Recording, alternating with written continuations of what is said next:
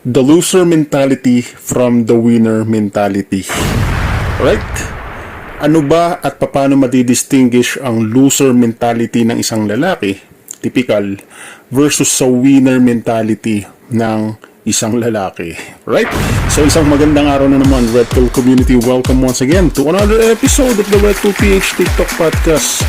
Kung nagugustuhan mo ang mga ganito napapanahong topic sa ating nagbabagong panumog ng magaling-langan na, pakisubscribe na po kami sa aming YouTube channel at hit ang follow button dito sa TikTok Podcast. Without any further ado, tara na! Umpisahan na! That doesn't mean na kahit red pill ka na, right? O kahit enlightened ka sa reality ng buhay, at ikaw ay nagsisimulang mag-improve sa sarili mo, that doesn't mean po na winner mentality na agad ang meron ka. Right? At ito yung paulit-ulit namin itinuturo lalo sa aming mga kabataan na viewers, mga youth. Right? Paano ma-distinguish ang winner mentality versus sa loser mentality? Right? Kahit ikaw ay mulat na sa katotohanan, especially pag alam mo na ang red pill. Alright? Paano ito madidistinguish? Ito yung problema kasi nga mahirap nga namang masagot yung misteryosong tanong na ito. First and foremost, ang loser mentality po, alright, is that ikaw po yung naghahanap ng validation sa tao. Right? Kina-qualify mo ng artificial yung sarili mo sa tao. So kung itatranslate natin to, especially sa red pill, that means ikaw po ay actively na nagkwa-qualify ng sarili mo at naghahanap ng validation mo sa babae. Yan ang loser mentality na paulit-ulit na namin itinuturo sa inyo.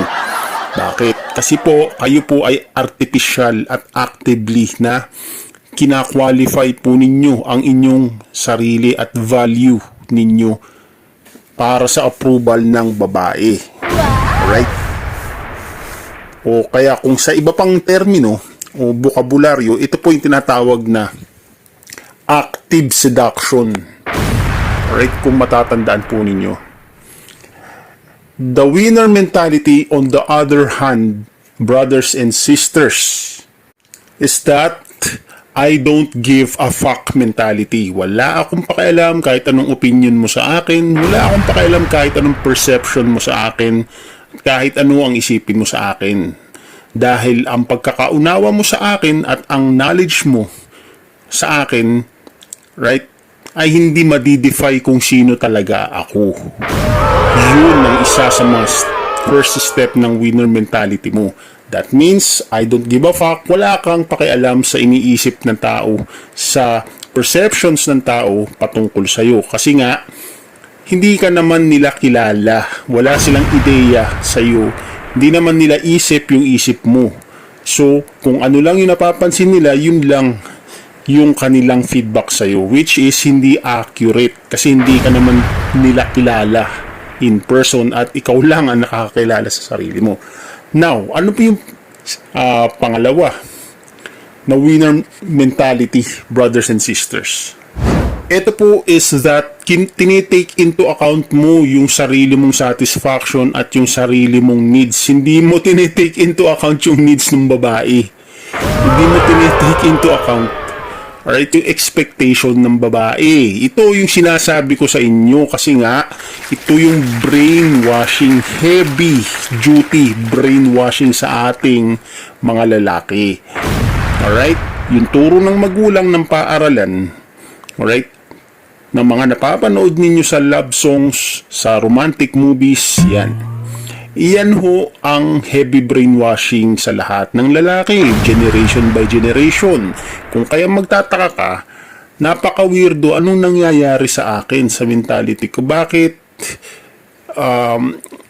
pag nakakita ako ng babae, pag nag-date kami, bakit automatic na ang default na actions ko is ilibre siya, ang default na action ko, luhuran siya, i-please siya, i-impress siya. It's because po social construct po yan. Yan ang heavy duty brainwashing sa inyo, mga lalaki simula pa pagkabata habang lumalaki kayo. Turo ng magulang, turo ng paaralan, turo ng society, turo ng kapitbahay, turo ng ate mo, turo ng nanay mo, right? Turo ng school, right? Romantic movies and love songs and pocketbook. Kaya ka ganyan. Ngayon, yan yung brainwashing. Right?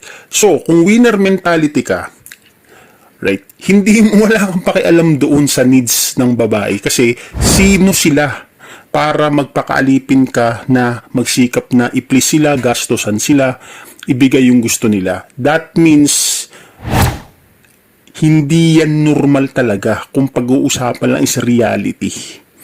Right? Magagawa mong unahin yung expectation at standard ng babae samantalang ikaw nagpapakamartir ka. Right?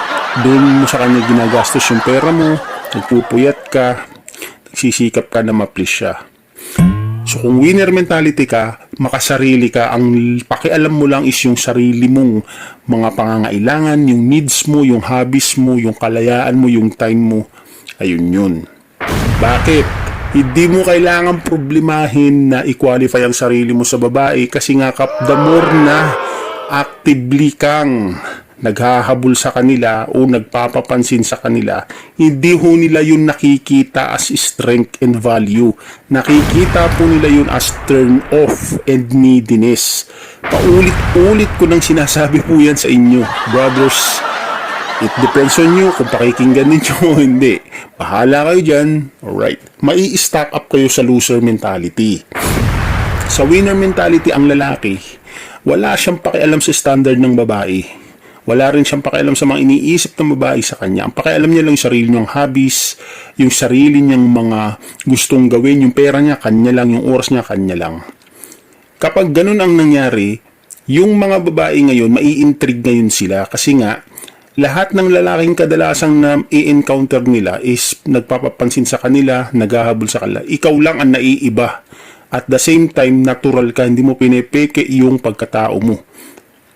Ikaw ay nag-i-enjoy sa lahat ng hobbies mo, sa lahat ng yung pera mo, sa iyo lang, yung gastos mo. Alright? Ikaw ay nag-i-enjoy sa lahat ng pakikisama mo sa lahat ng tao, sa self-improvement, sa business, sa trabaho, sa achievements. Right? That will create ang tinatawag nating passive attention. Hindi lang ng mga babae kundi ng tao. Right?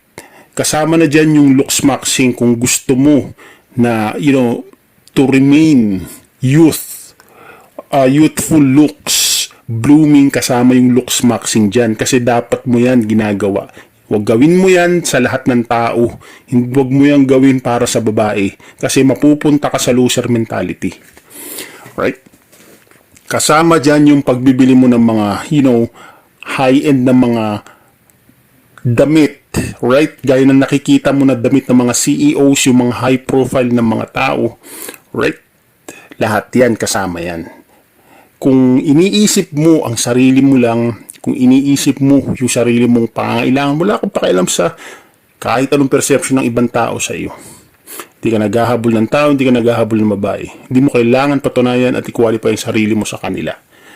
Kusang lalabas ng natural yung value mo sa paningin ng mga tao.